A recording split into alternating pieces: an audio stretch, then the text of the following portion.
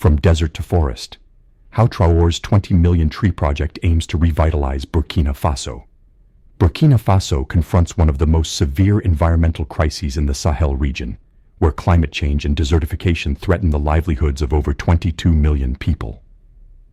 The country experiences an average annual rainfall of just 600 millimeters, concentrated in a brief 3 to 4 month wet season. Agricultural productivity has declined by approximately 25% over the past 2 decades, while the Sahara Desert continues its southward expansion at an estimated rate of 1.5 kilometers annually. Against this challenging backdrop, Captain Ibrahim Traore's administration has launched an ambitious 20 million tree project, representing one of West Africa's most comprehensive reforestation initiatives. Burkina Faso's position in the Sahel belt places it at the intersection of multiple environmental pressures. The country ranks among the world's least developed nations, with 80% of its population dependent on subsistence agriculture. Soil degradation affects nearly 12 million hectares of agricultural land, while deforestation rates exceed 60,000 hectares annually. These environmental challenges compound existing socioeconomic vulnerabilities, contributing to food insecurity that affects approximately 3.2 million people, according to United Nations estimates. Traditional coping mechanisms have proven insufficient to address the scale and complexity of these interconnected crises. Captain Ibrahim Traore, who assumed leadership through a military transition in September 2022, recognized that environmental restoration must form the foundation of any sustainable development strategy. His administration conducted comprehensive assessments of existing reforestation efforts, identifying critical gaps in previous approaches. Many earlier initiatives had failed due to inadequate community engagement, inappropriate species selection, insufficient water management, and lack of long-term maintenance planning. The 20 million tree project was designed to address these shortcomings through evidence-based planning and community-centered implementation strategies. The project's scope encompasses all 13 regions of Burkina Faso, targeting degraded agricultural land, depleted watersheds, and areas vulnerable to desertification. Species selection follows rigorous scientific criteria, prioritizing drought-resistant varieties with demonstrated survival rates in semi-arid conditions. The initiative includes indigenous species such as baobab, shea, and tamarind trees alongside fast-growing varieties like eucalyptus and cassia. Each species serves specific functions within the broader ecosystem restoration framework, from soil stabilization and water retention to income generation and carbon sequestration. Implementation strategy emphasizes systematic planning and phased deployment across targeted regions. The Ministry of Environment and Forestry established 45 regional nurseries capable of producing 2.5 million seedlings annually. Site preparation involves detailed soil analysis, water table assessment, and land tenure verification to ensure optimal planting conditions and prevent future conflicts. Planting schedules align with seasonal rainfall patterns, with the majority of activities concentrated during the June to September wet season, when survival rates are highest. Community engagement operates through a decentralized network of village-level cooperatives that receive technical training, seedling allocations, and ongoing support services.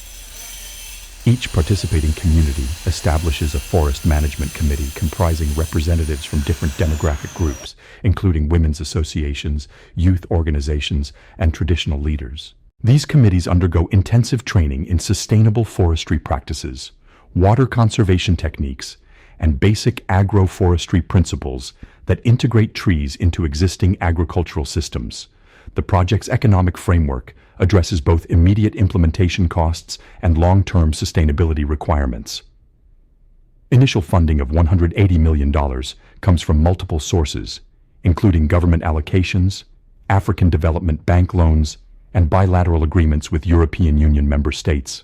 Revenue projections indicate that mature forests could generate approximately 85,000 direct employment opportunities in rural areas, primarily through sustainable harvesting, processing, and marketing of forest products. Carbon credit sales to international buyers provide additional financing for ongoing maintenance and expansion activities. Water management represents a critical component of ensuring tree survival in Burkina Faso's arid climate. The project incorporates proven water harvesting techniques, including construction of 1,200 micro-catchment systems, terracing installations covering 15,000 hectares, and rehabilitation of existing water retention infrastructure. These interventions not only support tree establishment, but also contribute to groundwater recharge and provide supplementary water sources for agricultural and domestic use. Monitoring and evaluation systems utilize satellite imagery, ground-based assessments, and mobile data collection platforms to track progress across multiple indicators. Key performance metrics include tree survival rates, species-specific growth patterns, soil quality improvements, and socioeconomic impacts on participating communities. Quarterly reports enable adaptive management strategies that adjust implementation approaches based on field experiences and changing environmental conditions. The initiative aligns with national and international environmental commitments, including Burkina Faso's nationally determined contributions under the Paris Climate Agreement and the United Nations Sustainable Development Goals. Projected carbon sequestration capacity exceeds 4.2 million tons of CO2 equivalent over a 20-year period, contributing to global climate change mitigation efforts while providing tangible local benefits through improved soil fertility and microclimate regulation. Educational components ensure knowledge transfer and capacity building at multiple levels. The Ministry of Education has integrated environmental stewardship curricula into primary and secondary school programs, while adult education initiatives provide literacy training through forestry management contexts. University partnerships support research activities that document ecological restoration processes and evaluate innovative techniques for dryland rehabilitation.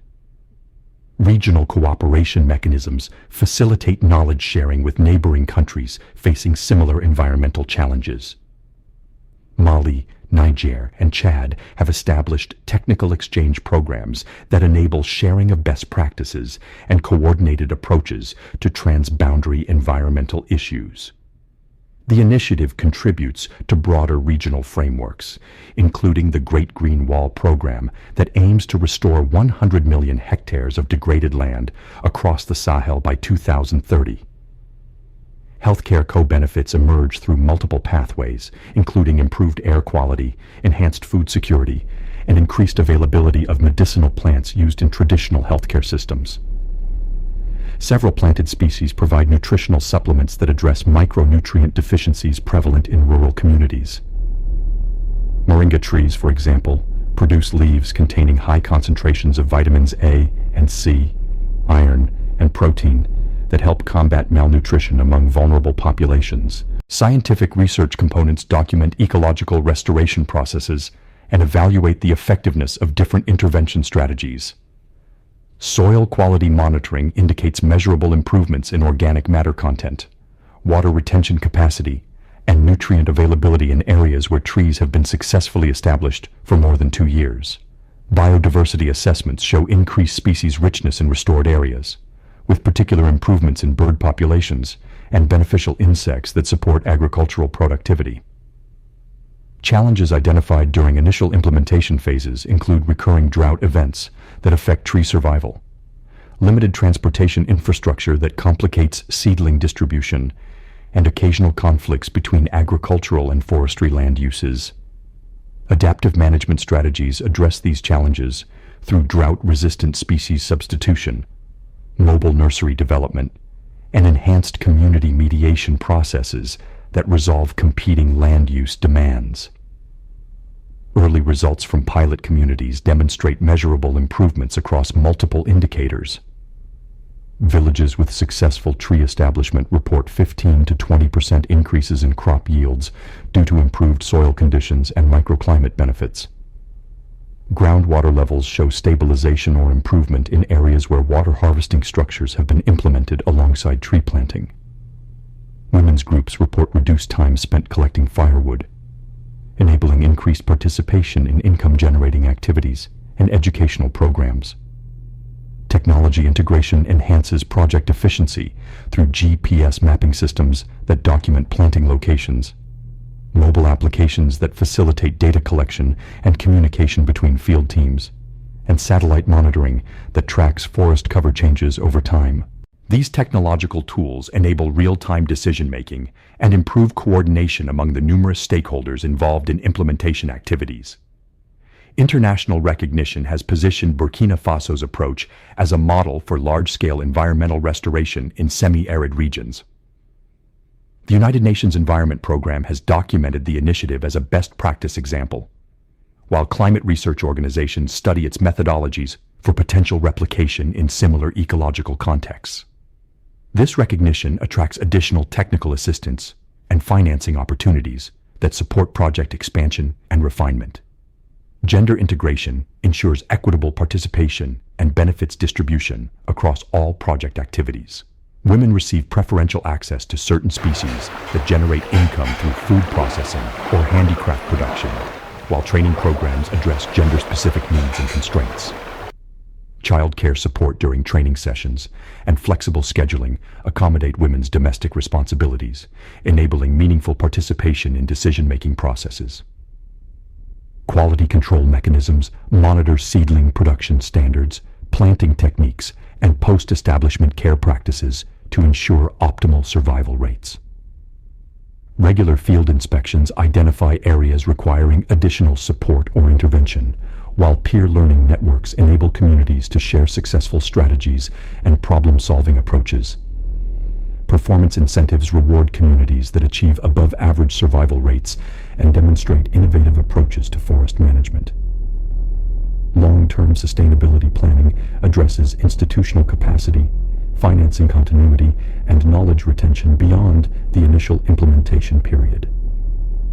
Local government structures receive training and resources to assume increasing responsibility for project oversight and technical support. Revenue-generating activities from mature forests provide funding for ongoing maintenance and expansion, reducing dependence on external financing sources. Climate adaptation strategies recognize that successful reforestation must account for projected changes in precipitation patterns and temperature regimes. Species selection emphasizes genetic diversity and climate resilience, while planting strategies incorporate flexible approaches that can accommodate shifting environmental conditions. Research partnerships with international climate institutions provide access to updated climate projections and adaptation techniques. The 20 Million Tree Project represents a comprehensive approach to environmental restoration that addresses the complex interplay between ecological degradation, economic development, and social equity in one of Africa's most challenging environments. Through systematic planning, community engagement, and evidence-based implementation, the initiative demonstrates how large-scale environmental restoration can serve as a foundation for sustainable development in dryland regions. Success in Burkina Faso provides valuable lessons for similar initiatives across the Sahel and other semi-arid regions worldwide, contributing to global efforts to address climate change while improving livelihoods for vulnerable populations.